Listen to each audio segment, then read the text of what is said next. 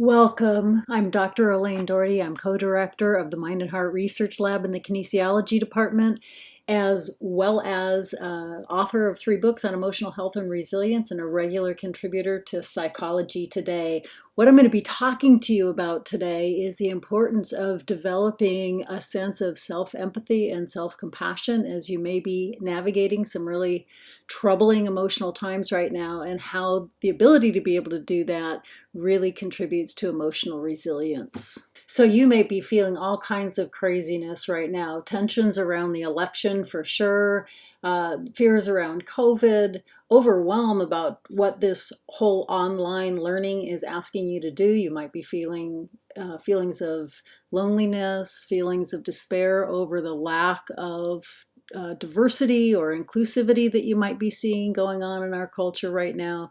And it might be really hard to find a grounded space to be able to function from. And on top of all that, you may be experiencing a lot of self-blame, shame, and judgment for the way you're feeling right now. What I do in my work is offer a framework of understanding our emotional experience through how it plays out in our whole mind-body complex.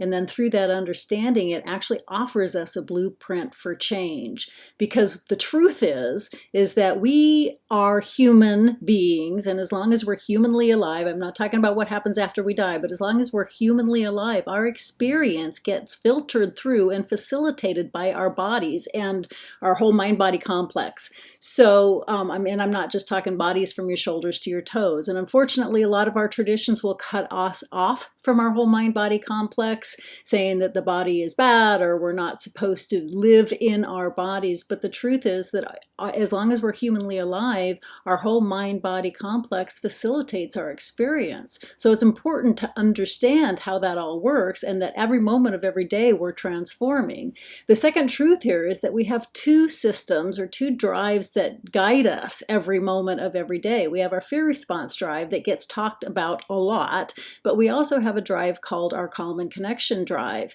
And we needed both drives as a species to survive, right? We needed to be able to react and react quickly from fear, but we also needed to be able to love, to bond, to connect, to create society, or we also wouldn't have survived as a species. So true emotional resilience is a 2-step process. It's about calming our fear response system, absolutely, but also actively cultivating our calm and connection system through love, connection, compassion. And a lot of that is also about self-love, self-empathy, self-compassion, and that's what we're going to talk about today.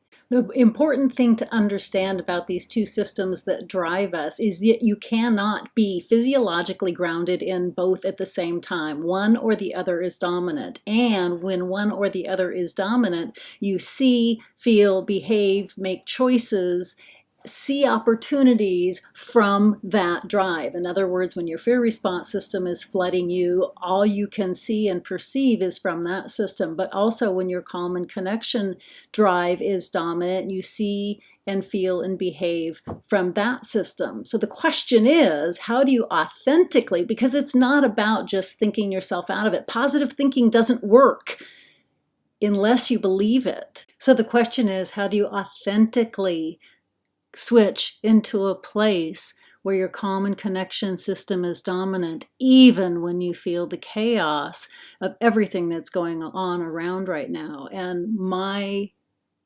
presentation to you today is about how honestly, authentically cultivating a sense of self-empathy and self-compassion can lead you into that place. Why do we not treat ourselves the way we would if a best friend came to us with all these anxieties and fears? We would be nothing but loving and compassionate. And so the question is, how do we do that with ourselves? And so I'm offering you a process today to begin to be able to shift in that place where you can hold yourself in that space that you would a very best friend that was coming to you with all their anxieties and fears. Further, once you can find a space of self-empathy and self-compassion for yourself, it's much easier to find it for others. In our brief time together, I'll give you some simple skills and a little deeper process of really developing self-empathy and self-compassion for groundedness during this crazy time.